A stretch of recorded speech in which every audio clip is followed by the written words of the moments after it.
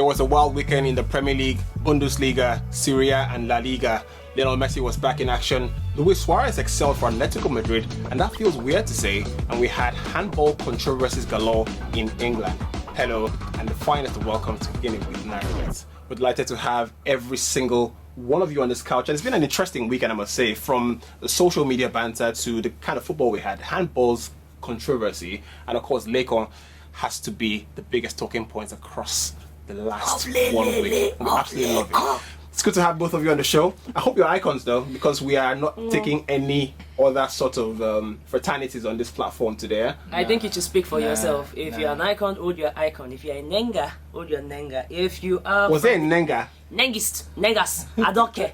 As long as there's a Ne, we'll take it. Nah. And as long as you're a Dorothy fan, we'll take it. As long as you're an American fan, we'll take it. Can hold your icon. We'll hold the ladies. Thank you. Last week we felt like we couldn't quite get in the Big Brother vibe, but it's good to have you, Cerebroni. I've actually missed you. I haven't seen you since the lockdown. Have we seen? Barely. I think we had Since one Laycon was an strange upcoming meeting. artist. Yeah. Not his household name. That's when we saw you last. Yeah. Yeah, when he was on Upcomer. Now he's a celebrity. But it's good to see you actually. How you been doing? I've been good. Hiding from the world. Hiding from the world. Yeah. I see the big hair. Clearly you've been inside a Yeah, lot. I've been scared of barbers. Barbers, yeah? I don't want to, Corona is outside, so Oh yeah? everyone's been careful. It's interesting. Right then, it's going to be an interesting one because we are right in time for all the weekends action across all the top 5 leagues in European football. And boy, do we have so much to talk about. We'd like you to be a part of it on social media. Use the hashtag Kicking It with Nairabet, and of course you can also follow us on Twitter at KNairabet. Visit the website nairabet.com for all the best odds exclusively. Right then, let's start off with something we been talking about pretty much a lot off the air, and it was Leicester City who pretty much came out of the blue. You know, at the start of the social experiments, it felt like this icon couldn't be the guy who would possibly win, but at the end of it, it came out victorious, and I'm sure Sword doesn't want to be a part of this conversation. But that's what you did there. But continue. Leicester to Laycon and Leicester to Laycon to Leicester. What you enjoyed most about that victory over Man City? They say who call police first, not being the. When they speak the pigeon, I say you don't know how to speak the pigeon. Now who call police first? Not the go away. Who call police first? No, help me out. You the fuck up. But hey, City Leicester, it was a good result, eh? Yeah. It was. I really liked it. As much as I like, Pep Guardiola, I like Manchester City. I felt like they needed a proper beating because they've been playing around. Well, they had one in the Champions League, the bubble. That one was not. It was not enough. Right. It was apparently not enough to really get them to do what they need to do, about their squad. But I mean, that when you get beaten at home 5-2, like proper beating, and it's Vardy again, then you have to make moves in transfer market and really do what you have to do, because I mean we're still seeing the same problems that we saw last season with Manchester City. They look so fragile, especially defensively. Yeah. I mean, why are they starting the second game of the season with Eric Garcia and John Stones? Just opened the first game. He was supposed to play, but yeah. I think he got injured, and then Right. I mean, He why? he had an epiphany. He knew he escaped. They escaped the But beating. only 2 people have scored a hat-trick against Pep Guardiola's team. The first is his favorite player, Lionel Messi, and Jamie Vardy, who happens to have scored a hat-trick twice against Pep Guardiola's team. But the good thing about this is Emery Laporte is coming back from injury. You've got what's this guy's name who's coming into the team now? Yes, Ruben Diaz, who's coming in from Benfica here for some £65 million thereabout. Panic buy. So is that a panic buy? Would that fall in as a panic buy? Because this deal was pretty much arranged before. I'll say it's a panic buy, because like what's happening in Manchester City is what's happening in Manchester United. They're kind of wasting time thinking, I have the squad, do I have the squad? Unless they have like a very drastic result, then they feel like say, we are good, people should look at us and fear. But unfortunately, you are not Gandalf. Nobody will fear you. I mean, that's Gandalf. That's Harry Potter. No, that's not even Harry Potter. That's I don't know.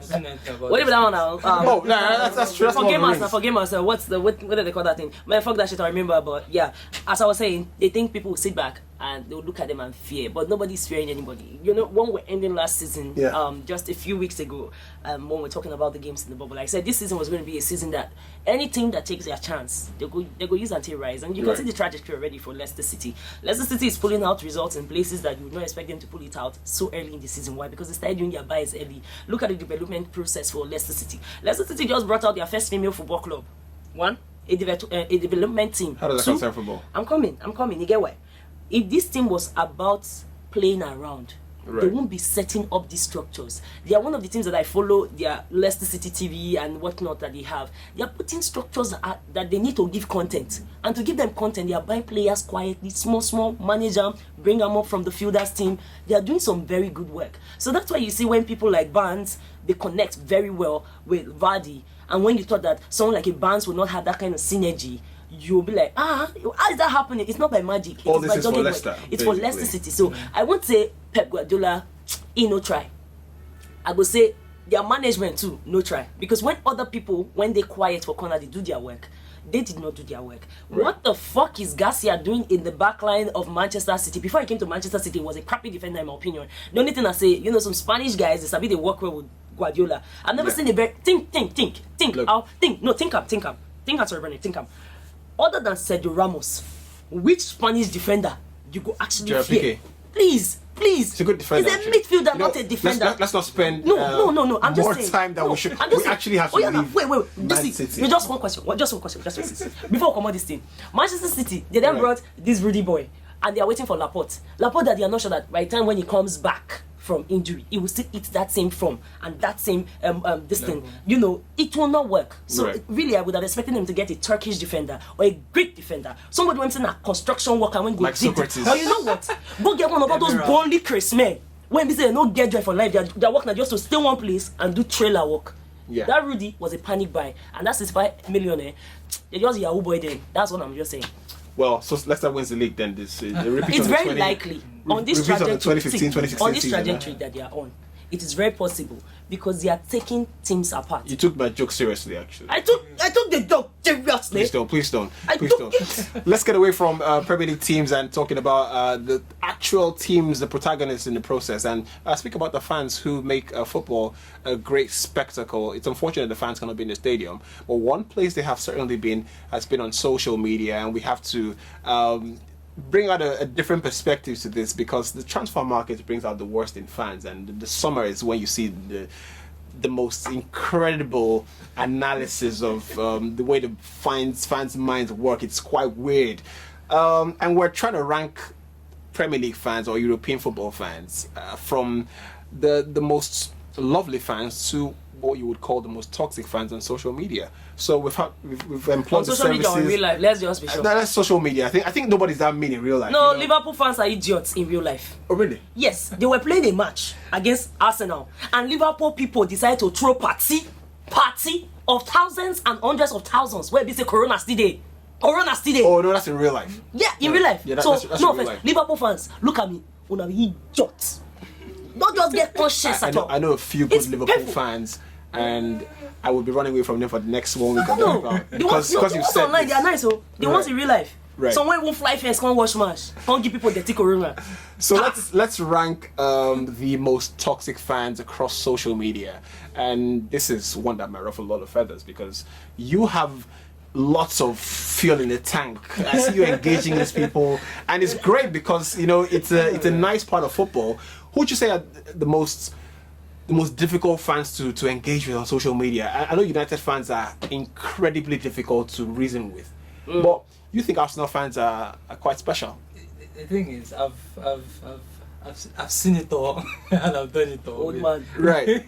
With fan bases, they're always on my neck, always fighting me for whatever. I'm a nice guy, but they're always fighting me, and I've experienced the worst of different fan bases. I've gone Chelsea, I've gone Arsenal, Manchester United, Barcelona, Real Madrid. Like the worst of them I've been through. So in my experience, I'd say that. Who'd you put at number one? Definitely Barcelona fans. Barcelona fans. Is that because you have your Valencia affiliation? Well, that's part of it, right. But I mean, they just generally that fan base is just really, really toxic. I think they're really spoiled. As toxic I think they're really spoiled. more than Toxic, Real Madrid. angry for no reason, always Entitled. abusing their players. I mean, of course, it happens with every fan base, but the Barcelona one is special. A manager wins 2 league titles and you say that he's a blockhead. How does that happen? How does a blockhead win, 2 league titles in a row? I mean, does that mean that the league is rubbish or something? Like, lots of things. I've had arguments with, and I think I have to mention this. There was a period for like a year or two when I had Barcelona fans in my mentions almost every day, racially abusing me. For real, it happened. Right. And I shrugged it off. I used to ignore and all of that. Sometimes I would report because I just wanted to set that thing. And it was all because of opinions. For me, it was crazy that things would go that far because of certain opinions that I had. And most of the time, the opinions I had were actually... And these Barcelona fans in Nigeria then? No. Foreign Barcelona fans. Like, I've also had run-ins with Nigerian Barcelona fans. In fact, it got to a point, They always block you on the street. I had a jersey that was... Had your name on it. That had my name on it, my handle on it. And one day I was going to Unilag side and I said, I'm not going to wear this jersey because in case someone is looking for me, then they don't go beat me for streets. Close to me now. So like it got that serious with them, and at some point it was almost like they were just waiting for me to say anything so that they could attack me and all of that. So I've experienced the worst with them, but I must say I have to mention now that also Arsenal fans are reaching a level that is just not reasonable anymore. Hounding, all sorts of sites for our news, the obsession with our all of a sudden attacking you over opinions. I beg to differ there. Because for me, in my experience, one of the most reasonable people that I had contact with online is actually Arsenal fans. Arsenal fans, they have been so bastardized, like their club don't. This has to be a radio thing. No, they probably love the fact that you love your radio show and they pander towards that. Because I know Arsenal fans are really online. Hello, Arsenal fans, they know already. So most times we'll yab ourselves, but not that deep. Because we already know, say, Chelsea go fuck up up front, or Arsenal go fuck up front. So one thing I know is they know how to analyze their games now with a little bit of dispassion. So when you yab your club, they go even follow you yab the club and say, okay, you basically can't shame the shameless. It's banter. Yeah, you can't shame the shameless. So I think where they lose down to, it can't make them they realistic. For me, in my experience, the most unreasonable people to talk to online, it's not even Liverpool fans. Now real life Liverpool fans, for the abroad they do anyhow. But in online, I'll say it's Manchester United fans, because those ones what you say Barca, it's not what you say Barca be, that's what United fans be. Man, United fans. Wahala. I'm sorry, you guys. Una go tell person say we no sabi ball. Una just say we no sabi ball. We agree say we no sabi ball. United fans can never quite seem to move on from one past the manager or the other or the glory days. Let me tell you something that happened to me one time. A lot has happened to this me. It's so young at time. This was about 2 years ago. So that time David De Gea was like, Superman. You can't pass basically. Let me Gandalf. And they're like best in the world. So I came out and said that I get that people are excited, and he's showing a lot. He's showing an unreal level with what he's doing. But in my opinion, you can't just call him best in the world just like that, because there are certain things you have to do first to be able to have that tag. You can say top 5, you can say one of the best, you can say top 3. The word ends with Man people in Manchester. That means that you have to have, for instance, what international competitions has it dominated? At that time it was not even number 1 for countries. Spain. They were still trying to push out Casillas. Yeah. So he had not gone to a tournament. I think this was 2016, just before the Euros. He had not gone to a tournament as the number 1 for his country. At club level, in Champions League, he had not reached like semi-finals, as number 1 or something. He had not done all those things. So I'm like, there are people that have done Champions League, they've done national team, all of that. You have to respect track record. So he has to do that to be able for you to go from top 5 or top 3 to outright best. You can't just say league football. If it's that one, then anybody that does well in another league can also say it's the best in the world now because of league football. You get? Yeah. So that was the point I was making. I was trying to explain it. I wasn't saying that the guy is overrated or he's a bad keeper. What I was saying was broader perspective. Let's open up the conversation a little. Exactly. Yeah. Oh God. 4 days. I can't forget this thing. For 4 days, Manchester United fans were in my mentions insulting me. For 4 days. Like, I'll just wake up, open my Twitter. They take it too serious, fam. It's not that deep. It's football. Like, today your market will sell, tomorrow it will not sell. Be realistic. You have me today, I go yab you tomorrow. We can quite agree. We've got 3 sets of fan bases that, according to Cerebrone and Tracy Chappelle. It's- I don't want it to it's hound you for- on Twitter, it's- so I'm giving you a different name. I see what you're doing. I got you. So we've got that as the three most, what they would call the toxic fan bases. It's good to moderate the show because I don't get to say my opinions all the time. Right then, let's get away from that and speak about what we saw on Monday. But we'll do that right after this.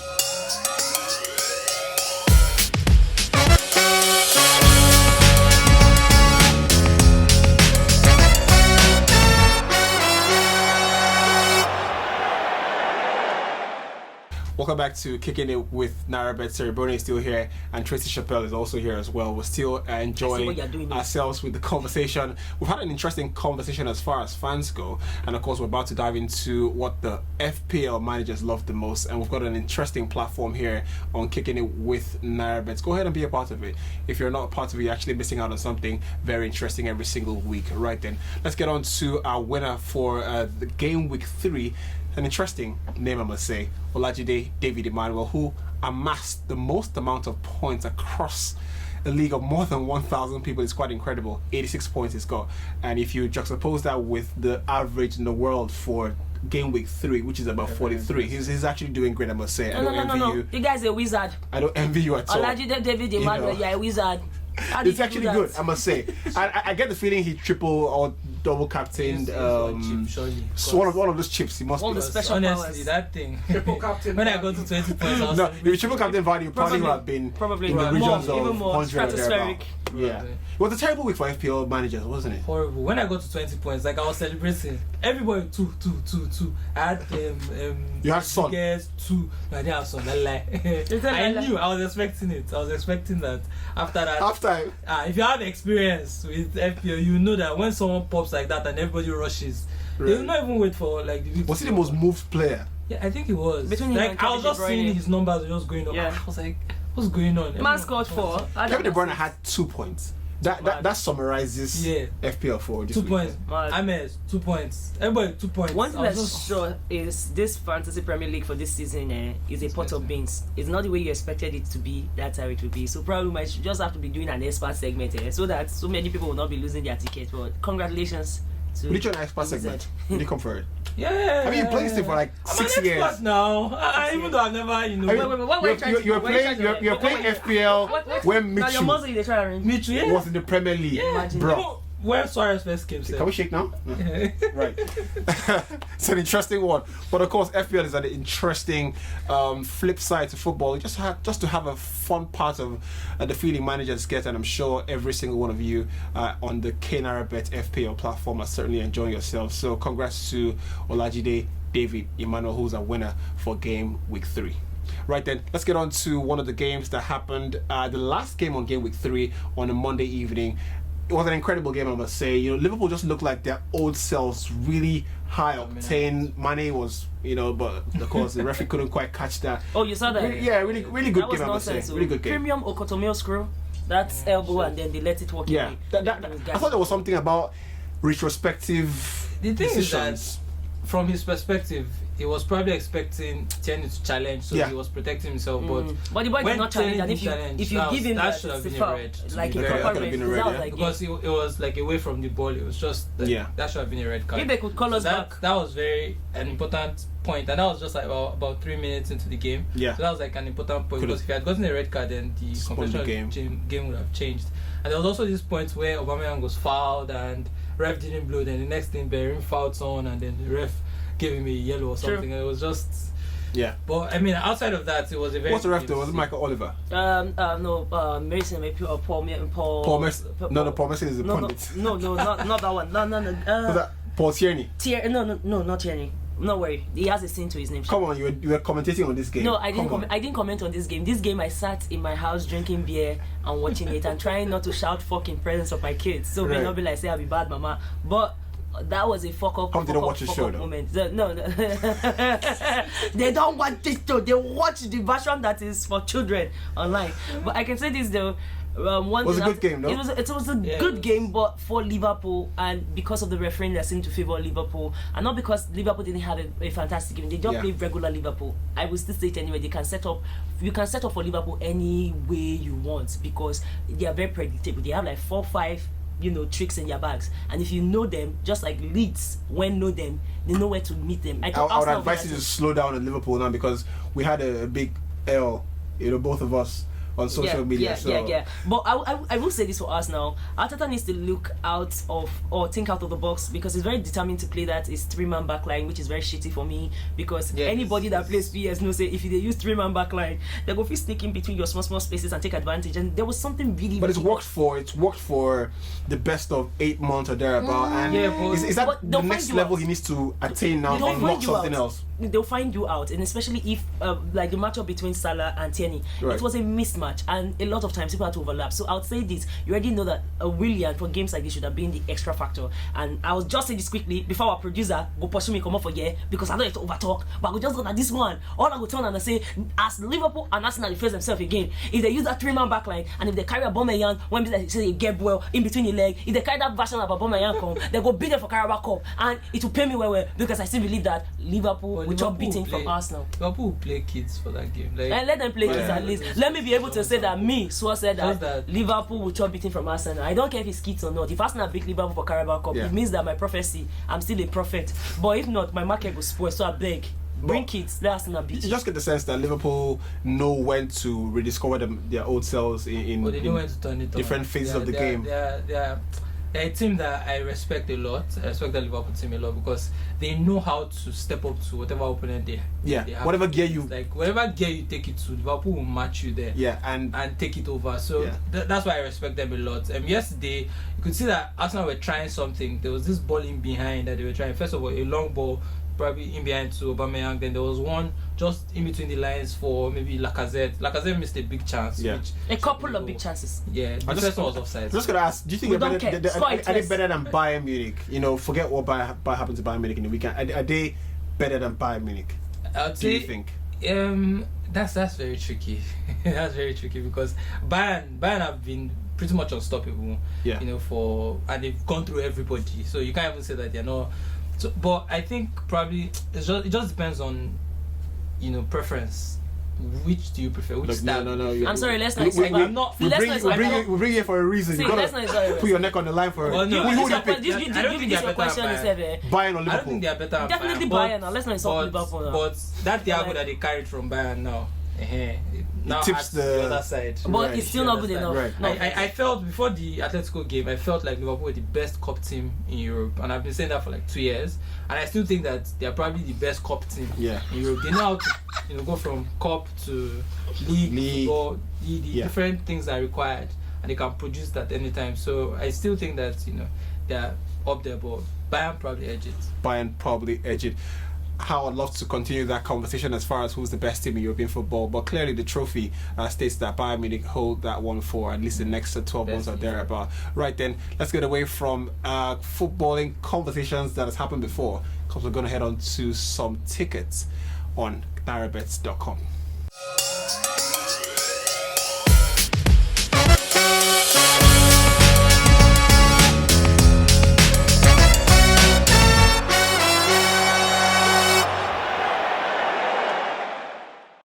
Well, we made it to the last segment of Kicking It with Nairabet, and of course, it's never really complete until we get on the Nairabet website, and of course, just aid you with some of the betting tips and odds for what is going to be an interesting weekend, I must say, because we've got a couple of big games to go through, and Sarah Burney is still here. Tracy Chappelle is also here as well. My name is Yubi, doing it, by the way. Yeah, this right. Let's get. It's okay. I like the fact that I'm calling you your certificate name, so let's just Our Swagene is also my certificate name, aka Swa the Queen of Sports. That our Swagene. It will have a problem post. So just this one. But let's do the games. We've got a couple of big games, and we're actually selecting 3 games to go through. The biggest of them obviously has to be the Manchester United versus Tottenham game, and it's an interesting one because 2 weeks ago we would have thought this should be a real ball fest, but there's been goals so far in the Premier League, and a lot of goals actually. Maybe too much. Maybe too many goals. Past 100 goals. Averaging more goals than Bundesliga, which is impossible. Too, because it doesn't really happen all the time. Yeah. Right then. Speaking of that game, you would expect Tottenham to kick on from the performance they had, and if you follow Jose Mourinho's press conference, he's pretty much said that the Carabao Cup is It's tossed it away. So you would expect that their focus will be on that game, no? Yeah, definitely. I think they should just scrap that tournament, to be honest. France have done it. They've scrapped their League Cup. Oh, yeah. So now it's just England that everyone's waiting for. Because, I mean, first of all, with the schedule and the whole Corona thing, doesn't even make any sense that Carabao is still on and still running like this, because it's just taking a lot of energy, and the schedule is just crazy. So I understand if teams are playing lots of kids and players that don't normally get chances in that tournament. Everyone's looking at the Premier League games and European fixtures. So definitely, I think Tottenham will bench their best players and just probably get knocked out, and then focus on the Manchester United game. It's going to be a very, very interesting game. I expect to see penalties. Is Manchester United in that particular game? Oh, definitely. Who do you think will win it? Before I tell you what the odds look like. I feel like it's probably going to be a Manchester United win, basically because the odds are in their favour with the new kind of refereeing. They're going to play right into the ballpark of Manchester United, aka Fernandes United. See, put your money for anybody. Let me see. Focus that thing for me. There's no way. I have to ask somebody. Bruno go score penalty, because that's what that I'm is set in stone. And whether it's first half or second half, definitely. And I'm going to tell you that probably put your money out for a red card, probably because Tottenham boys are not disciplined enough. I don't think they are disciplined enough not to play into the hands of the Manchester United side, especially when they will be out. Because Mora is going to slide because Son is not going to be available. So I'll say over 2.5. Just over 2.5. Yeah. I'm not definitely putting a GG. I'll say straight win for Manchester United and a red card. Yes, that's your star money there in that game. Right. Speaking of the odds, United actually expected to win. So both of you are pretty much in line with what's happening on the Nairabet websites. 1.98 for United to win. For Tottenham win, it's 4.0, which is not bad. But you accumulate, you can have that red card, so the money go loud. And you think there'll be penalties? Definitely. In the game. Definitely. So you would rather not lean towards a straight win. You rather go for anytime goal scorer, Bruno Fernandes type penalty. Anytime goal scorer, Bruno Fernandes. Because it's penalty. If you want to even make it more specific, say if possible, just put it. Just put penalty, red card, Bruno Fernandes. Bam, ticket confirmed. It's an interesting Manchester United team, especially when they've broken the record for scoring after full time now, which is an interesting invention in the football game.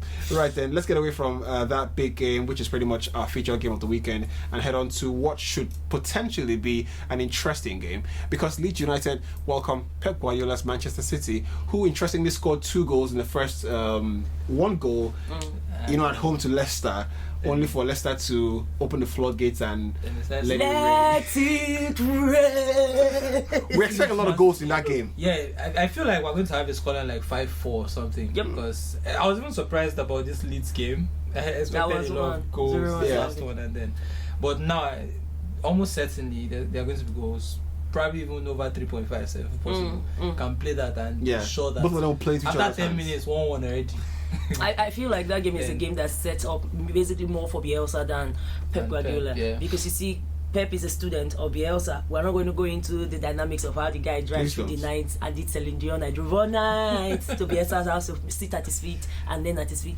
The problem is, if we see the Manchester City that we've seen for the past 2-3 games, I'll tell you that they play sweetly into the sweet spot for Leeds United. They are not scared of going at you, so they will come at you. Bamford, put that guy for likely goal scorer. I will tell you, even if the ticket when you get you are full, put Leeds United for a Christmas ticket for a straight win. But last, anything will happen over 2.5. In fact, sorry, did I say over 2.5? 4.5. No, 4.5. 4.5 is a lot. Yeah.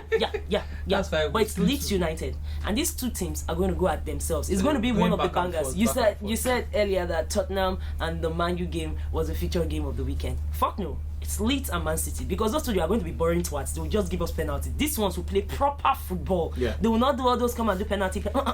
As you bang me, I go bang you. As you give me belly, I go give belly. Until one of us overfull, and that's how the game will be. So, the odds for Leeds United to defeat Manchester City is 7.80, which is quite a lot. It's a lot. Good money. It looks like pretty disrespectful, I must say, but very generous from the guys at Nairabet. The people who get the odds done must have a special insight as to how these things work, because I mean they're the best. They're actually the best at it. Might give you exclusive. No. You see, last weekend, people lose well. Betting companies smile. They want to do Christmas because if they not do it like this, nobody go come back. So today, this weekend, now the bonanza game is this. I mean, even Bayern Munich lost last weekend. Like so everybody ticket cast. Look, So FPL and betting was game. just nothing last weekend. A draw for both teams is at 7.50. I don't think 5.70 rather. I don't think that's going to happen. Both teams are not going to draw. I don't think it's going to happen. And a City win is at 1.39. Right, then let's get on to our last game of the weekend. It's another game we expect to be goals, and I just certainly feel that Danny Ings would have a goal in that game. No prizes for guessing what game we've picked. Southampton are away at Stamford Bridge, and Thiago Silva couldn't quite put the ball under his feet. Look, I enjoyed the banter. It was just great to see. But do you expect that Chelsea start kicking on? Ziyech comes back? Leeds and Man City, because those two are going to be boring twats. They will just give us penalty. These ones will play proper football. Yeah. They will not do all those come and do penalty. As you bang me, I go bang you. As you give me belly, I go give belly. Until one of us overfull, and that's how the game will be. So, the odds for Leeds United to defeat Manchester City is 7.80, which is quite a lot. It's a lot. Good money. It looks like pretty disrespectful, I must say, but very generous from the guys at Nairabet. The people who get the odds done must have a special insight as to how these things work, because I mean they're the best. They're actually the best at it. Might give you exclusive. No. You see, last weekend, people lose well. Betting companies smile. They want to do Christmas because if they not do it like this, nobody go come back. So today, this weekend, now the bonanza game is this. I mean, even Bayern Munich lost last weekend. Like so everybody ticket cast. Look, So FPL and betting bonanza was game. just nothing last weekend. A draw for both teams is at 7.50. I don't think 5.70 rather. I don't think that's going to happen. Both teams are not going to draw. I don't think it's going to happen. And a City win is at 1.39. Right, then let's get on to our last game of the weekend. It's another game we expect to be goals, and I just certainly feel that Danny Ings would have a goal in that game. No prizes for guessing what game we've picked. Southampton are away at Stamford Bridge, and Thiago Silva couldn't quite put the ball under his feet. Look, I enjoyed the banter. It was just great to see. But do you expect that Chelsea start kicking on? Ziyech comes back into the team. Pulisic back in the team. You've got Thiago Silva. Do you think those mistakes would be a mainstay? Do you trust him that much? I mean, you're a French league guy. Thiago Silva, I do. It's just that the structure, it still comes back to the structure. I feel like Lampard has to have a structure that minimizes mistakes, because I mean, if you have a team where players are making errors once in a while, then it's not a structural issue, it's probably just individuals. But when you are consistently seeing errors, even from like the big boys, the more experienced players, then you know that there's something wrong. Yeah. That's what I always said about Mustafi as well back then. Arsenal defenders, everybody is making mistakes. Everybody, something is happening. Maybe you are giving them too much work to do. So at some point, Overlapping. The legs concentration goes or something. So that's bound to happen. But I feel like Lampard has some work to do with structure and everything. But Thiago Silva will be fine. It should be fine as long as Lampard doesn't play him, in a high line like AVB did with Terry. Yeah. We saw what happened to Terry. I mean, it was almost like Terry could not play football anymore. Yeah. Then after that stabilized, then we saw the best of Terry once again. Even when Terry was 36, it was still blasting balling. So it's not a problem for me. I think Thiago Silva will be fine. He's shown over the past 12 months that he still has it. In Champions League, and he takes care of himself pretty well. Yeah, he does. So I think that it's going to be fine. It's just, early days, and of course everyone will be reactionary about it because Chelsea fans have made too much noise. Calm down. It's good for TL banter for sure. But I could guarantee you that I almost give the Chelsea fans a heart attack when I mentioned Danny Ings. Actually, they play Crystal Palace at home. So there's still Wilfred Zaha, who's got a lot of pace and scored that goal against last season. And Kepa or Caballero in goal. And this might be the Caballero game. I see Mendy in goal. This might be It doesn't matter. For Yeah. goalkeepers, Buffon was keeping after 40, so it doesn't And it was matter. not good. Do we see No, Mendy this I feel weekend? like this is the one that you might actually we see might Mendy see him. We start, should see him. because there's an opportunity with the Carabao Cup for Caballero to still continue and whatnot. But Yeah, Mendy true. should be one, Ziyech should be one, Pulisic should be Ziyech's one. back. It's a slow process, fantastic. but yeah. So it could be a really bad day for Crystal Palace. And it then. could also be a very good day for them, because with new factors in, they will still have to adjust. For any Chelsea fan, realistically, the next 3 games with almost all your correct guys around, you understand that it's just try and error. But if Lampard doesn't tweak it, I think what Crystal Palace will do is take advantage of what they started very well this season, Crystal. So Yeah. I feel like this is the game that if you had a Christmas And ticket, they have put Crystal Palace goalkeeper. to win. Yeah. Unlike Chelsea that's still trying to fine tune. So if you have a Christmas ticket, put Crystal Palace to win. I'll say go, because both teams are stupid when it comes to defense. Although Crystal Palace has a more defensive, solid shape this season, which is crazy to say, than Chelsea. So I'll say if you have a Christmas ticket, Crystal Palace to win or both teams to Just draw. play Or Crystal Palace- Palace and Leeds. Crystal Palace to win. Yeah, if you have a Christmas ticket, Crystal Palace leads. Depends on how you load your. Because the odds are in the region of Yeah. 7.0. Yeah. Crystal Palace to win Chelsea is I be actually Chelsea fan, I go 7.0. turn out the truth too. I know they lie. More talk true. Yeah. Now so it be Crystal Palace fit quack Chelsea, especially if like Chelsea won this. So Yeah.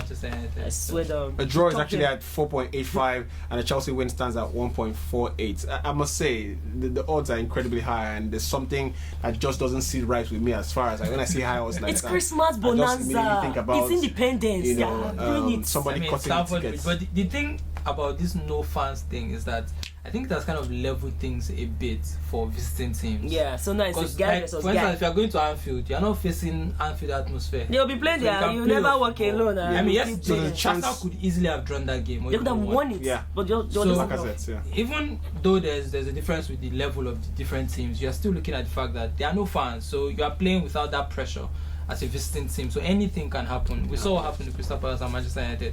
There are no fans yelling at players, so players weren't even extra careful so that nobody will insult. Yeah, of course. You're just playing your game there, and I mean, anything can happen really. Yeah. Well, anything can happen as far as the Nairabet website is concerned. There's certainly an interesting array of odds on every single game, and all the bets are exclusive to the website nairabet.com. Follow us on Twitter at knairabet, and of course be a part of it on YouTube as well. Subscribe to the channel at Kicking It with Nairabet. It's been an absolute pleasure to have you, Seribrone, and hopefully we'll have you sooner than we had you today. It's been Yeah. good You to have say you. they have. Yeah, I'm good. I'm actually good with that. Don't worry about it. No. Don't worry about it. No, this It's not a bad tongue twister. It's okay. Right. Fantastic. Tracy, it's been good to have you as well. I miss Jesse, so. I missed you too. Game before will be great, so enjoy it, and I'll see you next time, huh? Definitely. With the amount of herbs we've been having, I need to have a drink, please. We'll see you. Certainly don't understand. But game week 4 is upon us, and we have, of course, given our opinions on what we think might transpire. How about say you follow us on Twitter, knairabet, and leave an opinion or two, because I'm sure you're itching to get in on the conversation. We'll see you soon.